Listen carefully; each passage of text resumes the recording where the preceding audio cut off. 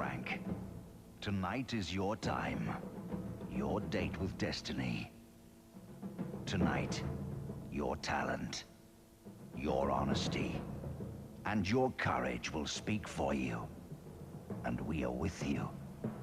Frank, you've beaten the odds before. And Frank, this is how legends are created. Britain stands behind you.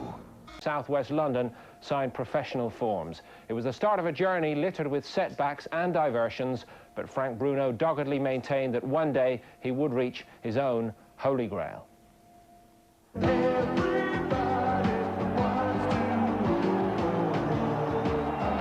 It was all 14 years ago, 1982, the year that a gawky, awkward, naive 20-year-old Frank Bruno began his professional career, telling us that one day he would rule the world.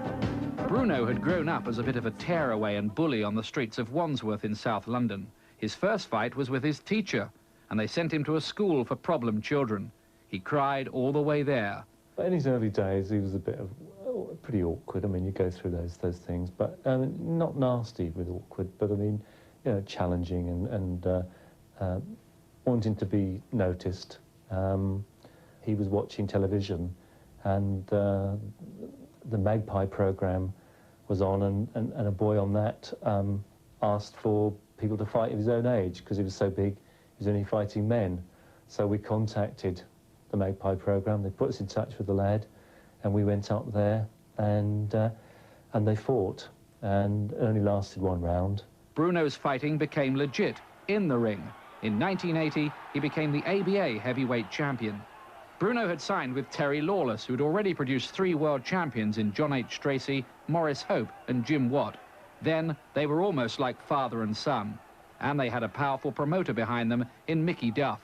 Bruno was so keen in those days, they could hardly keep him out of the gym. If a boxer likes training, it's very hard to stop him because boxers have very little to do other than train. But Frank's career was nearly stillborn because of eye trouble. We had to send him all the way to Colombia to have the treatment, but the treatment was successful, and we paid all the costs of it, and eventually he was granted a license. Who cared that the opponents were hand-picked for harmlessness? Big Frank was knocking them over, and even though he rarely intended it, he just had that way of making you laugh. The nation was suddenly hooked on this big, doleful, ultra-polite bloke with the deep voice. Everybody out there, Harry, I'd like to wish him a happy Christmas and a prosperous New Year. Thank you very much. As a pro, the first alarm bells were ringing in his 19th fight. Bruno was poleaxed against ex-jailbird Jumbo Cummings. Oh, what a good right hand, right on the bellum. Oh, Bruno's gone. He's gone. He survived somehow and went on to win. 7 months later, in 1984, his unbeaten run came to an end. He dominated for 9 of the 10 rounds against future world champion Bone Crusher Smith. Then it all went wrong. And he doesn't know where he is. Smith doing a Cummings on him. And Bruno looks out on his feet to me. Oh, he's got him. Oh, dear me, the end of the Bruno story by the look of this. Well, I can remember at the weigh-in, Bone Crusher turning round to Frank and making a remark to him like, I'm going to knock you out, or words to that effect. And Frank looked at him. I kept saying to Frank earlier on, I knew that fella was going to do that. Frank, don't let him get at you. Don't, if he do, but don't show any signs of anything. It's an amazing thing. I had a spirit, like a spirit message. At the end of the 9th round, I walked out of the building into the dressing room. I said, I can't take this. I had a feeling, a premonition something was going to happen. This could have been the end of the Bruno story. It wasn't. He continued to chase his improbable dream, and after he'd spread eagled the world-class South African Hedy Coetzee, the chance came to challenge at last for the world title against Philadelphia's terrible Tim Witherspoon. When we got in the ring, what got everyone really was, we all handled it well. There was Witherspoon's mob, there was me, Terry Lawless, Frank Black, Mickey Duff. And they were supposed to have 3 or 4 in the ring. They had about 20 people in the ring, and they would come right across to our corner. And we was pushing them back because we were going to finish up outside the ring. But they tried to put pressure on, that's what I'm trying to say. Even before the first round in the ring. Now, we've got a young man, first time coming up for the World Heavyweight Championship. and they've come across. But she said to Frank, come on, don't worry about it. We're in the ring now. We're in the ring. There's nothing we can do about it. He handled it well. For 8 rounds, Bruno was going well that night at Wembley Stadium. Then the petrol tank ran dry in round 11. And Bruno is close to defeat at this moment. He's going to go down, he's going to go down. Witherspoon's got him in the 11th round, and Bruno goes over, and Witherspoon's hitting while he's on the floor, and the towel has come in from Terry Lawless. It's all over. At the end of the 8th round, I had him 2 rounds ahead. You can't take nothing away from Frank Bruno. He was brilliant that night until he ran out of gas. And, you know, he got worn out, as I've said, lack of stamina.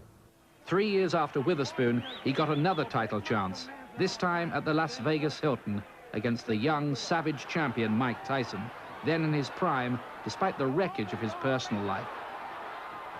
Bruno was down early on, but then rocked Tyson late in round 1.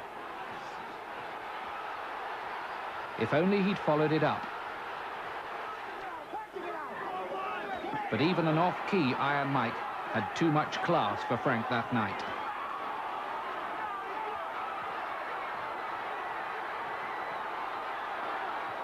The only reason he got beat with Tyson was he got hit on the chin. He was down in the first round. It wasn't caught properly, but it was caught enough to be dropped. And he got up without a count, I think. And that went on. And then he was, in my opinion, comfortably ahead at one stage, always with the danger of being knocked out. Then he got tired and got on the ropes and had nowhere to go. The same ending as the others. After Tyson, Bruno still came home a hero, but surely he was finished at world level. He needed further eye surgery, and the long-time partnership with Terry Lawless broke up acrimoniously. Lawless is still so upset by that split that he declined an invitation to talk about it on this program. Bruno had now matured. He was his own man, making his own big decisions. The experienced George Francis had taken over as trainer. But a third world title attempt against Lennox Lewis on a rainy night in Cardiff produced a carbon copy ending. Good start, no stamina or survival instincts. But against Lewis, Bruno had perhaps boxed better than ever that night in defeat. Promoter Frank Warren snapped him up, and Bruno, fighting on when most would have given up, engineered a 4th and surely last chance against Oliver McCall. The rest, you know. Bruno is the champion! Ian Dark on the long and very rocky road that Frank Bruno has travelled.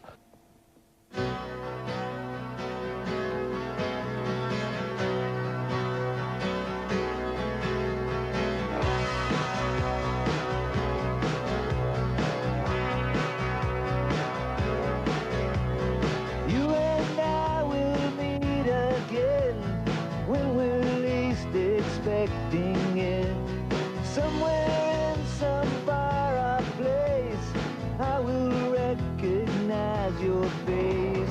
I won't say goodbye, my friend, for you and I will meet again.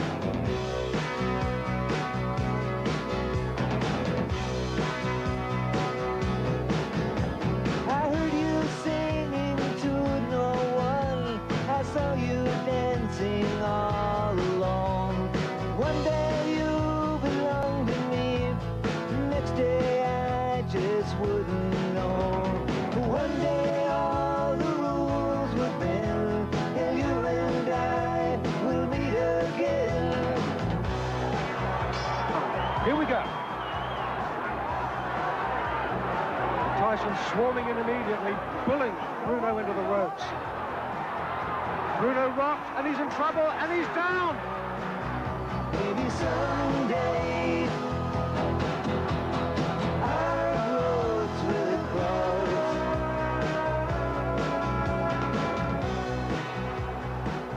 Oh, some good shots from Bruno, and he's got him, and he's hurt the champion.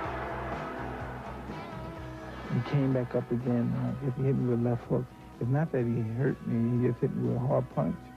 And I guess I caught with it.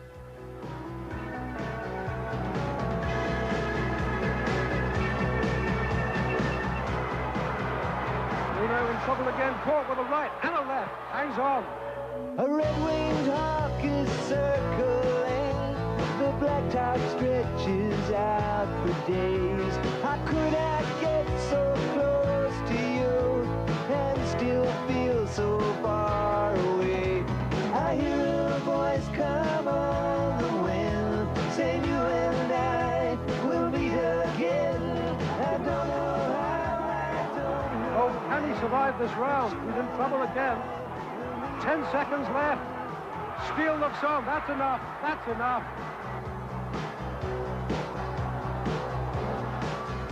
And the way he was talking, I knew he was hyped. He was ready to go. And I knew I was the best fighter in the world.